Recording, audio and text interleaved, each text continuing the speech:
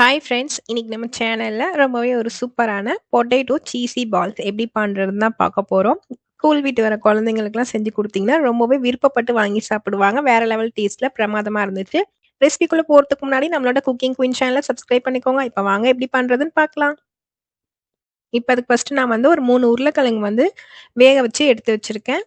மற்ற இன்க்ரீடியன்ட்ஸ் எல்லாமே வந்து எடுத்து வச்சுருக்கேன்.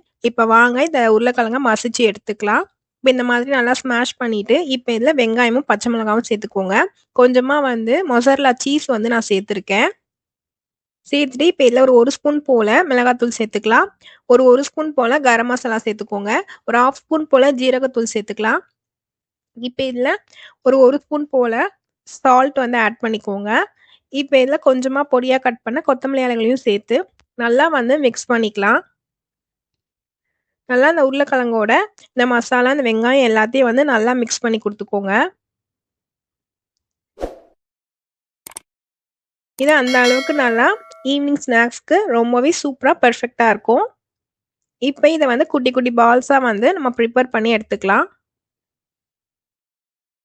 நல்லா வந்து டைட்டாக வந்து ரோல் பண்ணிக்கோங்க. இப்போதான் ஆயிலில் போடும்போது பிரியாமல் இருக்கும். இப்போ இந்த மாதிரி நம்ம உருண்டை பிடிச்சி எல்லாத்தையுமே வந்து எடுத்து வச்சுக்கலாம். இப்போ அடுத்ததாக வந்து இதுக்கு வந்து கோட்டிங் கொடுக்கறதுக்கு நம்ம வந்து மாவு வந்து ரெடி பண்ணணும். ஒரு 2 ஸ்பூன் போல் மைதா மாவு வந்து தண்ணியில் வந்து இந்த மாதிரி கரைச்சி எடுத்துக்கோங்க. ரொம்ப கட்டியாக இருக்கக்கூடாது. இப்போ வந்து நம்மளோட சீஸ் பால் வந்து சாஃப்டாக இருக்காது. மாவு வந்து கட்டியாக இருந்துச்சுனாக்கா போண்டா மாதிரி ஆகிடும். இப்போ இந்த மாதிரி தண்ணியாக இருக்கும்போது தான் கோட்டிங் கொடுக்கறது கரெக்டாக இருக்கும். இப்போ இந்த மாதிரி நல்லா வந்து கோட் பண்ணிவிட்டு இப்போ அடுத்ததாக வந்து ஒரு 4 பிரெட்டு வந்து மிக்சியில் போட்டு பவுடர் பண்ணி எடுத்து வச்சுருக்கேன், பிரெட் கிரம்ஸு. இப்போ அதில் வந்து நல்லா வந்து கோட் பண்ணி எடுத்துக்கலாம். இந்த மாதிரி நல்லா வந்து எல்லா சைட்லேயும் வந்து கோட் ஆகிற மாதிரி பெரட்டி கொடுத்துக்கோங்க. இப்போ இதை அப்படியே வந்து சூடான ஆயிலில் போட்டு பொரிச்சு எடுத்துக்கலாம். ஆயில் நல்லா மீடியம் ஹீட்டில் இருக்கிற மாதிரி பார்த்துக்கோங்க. இல்லைனா போட்ட உடனே பிரெட் வந்து மேலே வந்து கருகி போன மாதிரி ஆகிடும். அந்த மாதிரி இருக்கக்கூடாது.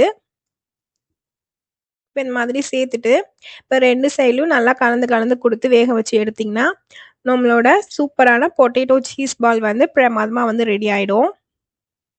இந்த மாதிரி நல்லா கலந்து கலந்து கொடுத்து வேக வச்சுக்கோங்க. அப்போ தான் எல்லா சைட்லேயும் வந்து நல்லா பொன்னிறமாக செவந்து வெந்து வரும்.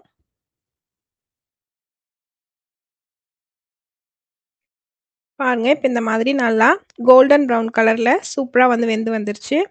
இப்போ இதை அப்படியே ஆயிலேருந்து வெளியே எடுத்துடலாம். இதான் வந்து கரெக்டாக வந்து கலர்ஃபுல்லாக சூப்பராக வெந்து வந்திருக்கு. இப்போ இதை அப்படியே பிளேட்டில் மாற்றி சர்வ் பண்ணிக்க வேண்டியதான். நம்மளோட சூப்பரான குழந்தைங்களுக்குலாம் ரொம்பவே ஏற்ற மாதிரி ஒரு சூப்பரான ஈவினிங் ஸ்நாக்ஸ் வீட்டிலே பிரமாதமாக ரெடி பண்ணியாச்சு. நீங்களும் உங்கள் வீட்டில் கண்டிப்பாக இந்த ரெசிபியை ட்ரை பண்ணி பார்த்துட்டு எப்படி இருந்துச்சுன்னு சொல்லி மறக்காமல் கமெண்டில் சொல்லுங்கள். இந்த ரெசிபி பிடிச்சிருந்துச்சுன்னா மறக்காமல் நம்மளோட குக்கிங் குயின் சேனலை சப்ஸ்கிரைப் பண்ணி வச்சு பார்த்துக்கோங்க. இதே மாதிரி நான் அடுத்தடுத்து ஒரு இன்ட்ரெஸ்டிங்கான ரெசிபியோடு நான் உங்களை வந்து பார்க்குறேன். தேங்க்ஸ் ஃபார் வாட்சிங்.